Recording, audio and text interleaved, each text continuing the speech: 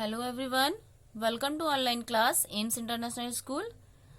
Class 9th के विषय हिंदी से हमारी पाठ्य पुस्तक है क्षितिज और इसका पहला चैप्टर है मुंशी प्रेमचंद्र जी द्वारा रचित दो बैलों की कथा। प्रस्तुत भावात्मक कथा के माध्यम से लेखक प्रेमचंद्र जी ने किसान और पशुओं का भावात्मक संबंध स्थापित किया। लेखक यहाँ बताता है कि स्वतंत्रता सबको प्रिय होती है और जब स्वतंत्रता सहज रूप से प्राप्त नहीं होती तो उसके लिए अनेक बार संघर्ष करना पड़ता है, अनेक तरह की यातनाएं झेलनी पड़ती है। निष्कर्ष रूप में यह कहानी स्वतंत्रता आंदोलन की भावना से जुड़ी हुई है। प्रेमचंद्र जी यह कहानी पंचतंत्र और हितोपदेश की कथा परंपरा के उपयोग और विकास में सहायक बनी है। तो आइए इस कथा की हम समीक्षा करते हैं। कथा के आरंभ में लेखक बताता है कि सभी जानवरों में गधे को सबसे बड़ा मूर्ख समझा जाता है। यदि किसी व्यक्ति को बेवकूफ कहना हो तो उसे गधा कहेंगे। दूसरे जानवर आवेशित हो सकते हैं, कहने का मतलब कि दूसरे जानवर क्रोधित हो सकते हैं, किंतु गधा अपने सीधेपन, सहिष्णुता के कारण कभी क्रोधित नहीं होता। बैसाख के महीने को छोड़कर उसे कभी खुश नहीं देखा जा सकता। वह किसी भी परिस्थिति में नहीं बदलता। उसका स्वभाव ऋषि मुनियों जैसा है। इसी तरह विदेशों में हमारे देश के लोग अपनी दुर्दशा को सहन करते हुए जीवन आदर्श को नीचा करते हैं। यदि वे विरोध करते तो सभ्य कहलाने लगते। जापान एक ही विजय से पूरे संसार में जाना जाने लगा। लेखक बताता है कि गधे का छोटा भाई बैल है, जो अपने अड़ियल स्वभाव के कारण गधे से नीचे है। और कहानी अब शुरू होती है बच्चों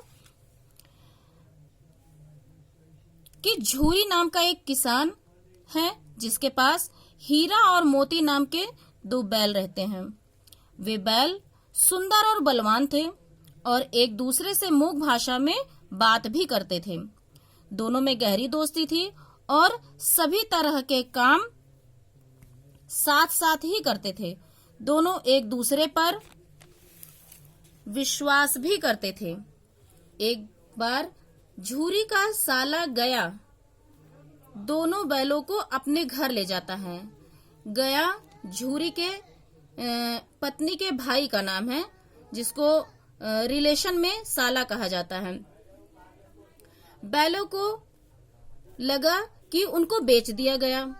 वे गया को पूरे रास्ते परेशान करते हैं और वे मन ही मन झूरी के विषय में सोच रहे थे। शाम के समय वे गया के घर पहुंचे। वहां उन्हें सब कुछ पराया लग रहा था। भूखे होते हुए भी उन्होंने कुछ नहीं खाया।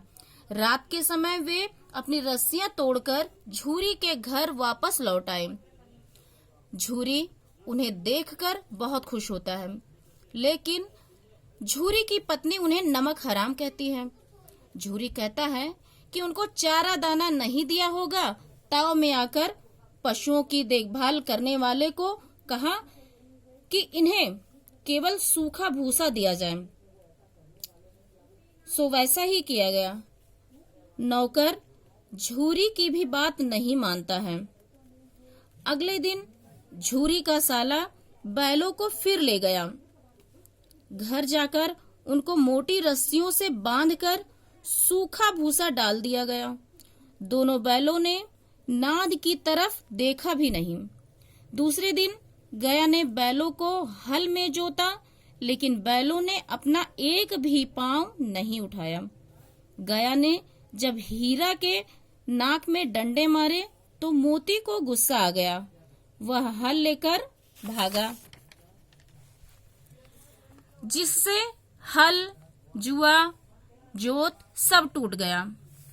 हीरा मोती को समझाता है कि भागना व्यर्थ है और अब की बार बहुत मार पड़ेगी। मोती उसे मजा सिखाने की बात कहता है तो हीरा उसे समझाता है कि यह हमारी जाति का धर्म नहीं है। गया दोनों बैलों के तेवर देखकर चुपचाप पकड़ कर ले गया और वही सूखा भूसा डाल दिया।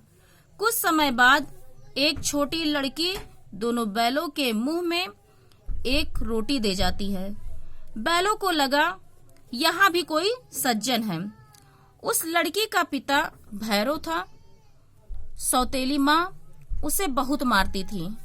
दिन भर बैल काम करते और शाम को सूखे भूसे के साथ लड़की के हाथ से रोटी खाकर खुश रहते। लेकिन फिर भी बैलों के मन में विद्रोह की भावना थी। मोती एक आध को मारने की बात कहता है तो हीरा उसे समझाकर शांत कर देता है। फिर वह वहां से भागने की बात कहता है तो हीरा सहमत हो जाता है। शाम को जब उन्हें लड़की रोटी खिलाने आती है तो वह रस्सी खोल देती है और यह शोर मचाते हुए भागी कि बैल भागे जा रहे हैं।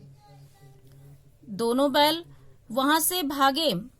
भागते भागते वे रास्ता भूल गए और नए नए गांव देखकर खेत के किनारे खड़े होकर दोनों सोचने लगे कि अब क्या करना चाहिए। भूख की व्याकुलता के कारण वे पास की खेत की मटर को चरने लगे। पेट भर जाने के बाद दोनों मस्ती में खेलने लगे। जब दोनों बैल मस्ती कर रहे थे तो उन्हें एक सांड आता दिखाई दिया। उन्हें दोनों तरफ से जान मुसीबत में नजर आती है। वे वहां से भागना कायरता समझते हैं। वे दोनों योजना बनाते हैं कि आगे से और दूसरा पीछे से उस पर वार करेगा। तो ऐसा ही हुआ। सांड जख्मी होकर वहां से भाग खड़ा हुआ। दोनों ने उनका पीछा किया। भागते भागते सांड बेदम होकर गिर गया।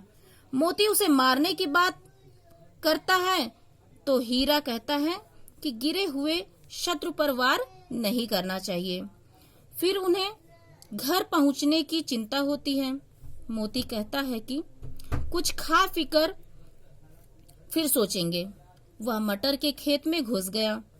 हीरत ने उसे मना किया। तभी दो आदमी लाठी लेकर उन्हें घेर लेते हैं। पानी के कारण मोती के खुर कीचड़ में धंसने लगते हैं। वह भाग नहीं सका। मोती को फंसता देखकर हीरा भी वहां लौट आया। दोनों को पकड़कर मवेशी खाना, जिसे कांजी हाउस कहते हैं, में बंद कर दिया गया। दोनों बैलों को मवेशी खाने में पूरे दिन भूखा रहना पड़ा। वहां कई भैंसे, बकरियां, घोड़े, गधे मुर्दों की तरह पड़े थे। जब रात को भी खाने को कुछ नहीं मिला तो हीरा विद्रोही स्वभाव में मोती से भूखे न रह सकने की बात कहता है और भागने का कोई उपाय ढूंढता है। फिर वह बाड़े की कच्ची दीवार तोड़ने की सलाह बनाते हैं। हीरा अपने सींग के प्रहार से दीवार तोड़ना आरंभ करता है। वहां का चौकीदार उसे डंडे से पीटकर मोटी रस्सी से बांध देता है। उसके बाद मोती दीवार पर टक्कर मारने लगता है। वह आधी दीवार गिरा देता है। घोड़ियां, बकरियां, भैंसे तो वहां से चली गईं, किंतु गधे खड़े रह गए। हीरा द्वारा पूछने पर एक गधे ने कहा कि फिर पकड़ लिए गए तो हम यहीं पड़े रहेंगे। मोती अपने मित्र की रस्सी तोड़ना चाहता है किंतु तोड़ न सका। हीरा उसे वहां से जाने के लिए कहता है, लेकिन मोती उसे छोड़कर नहीं जाता है। हीरा उसे कहता है कि तुम्हें मार पड़ेगी तब। फिर मोती कहता है कि 9-10 प्राणियों की जान बचाई है, वे सब आशीर्वाद ही देंगे। मोती गधों को सींगों से मार मार कर भगा देता है और स्वयं हीरा के पास आकर सो जाता है। अब सुबह होने पर तो बेटा आपको नेक्स्ट वीडियो में पता चलेगा कि सुबह होने पर हीरा और मोती के साथ क्या हुआ।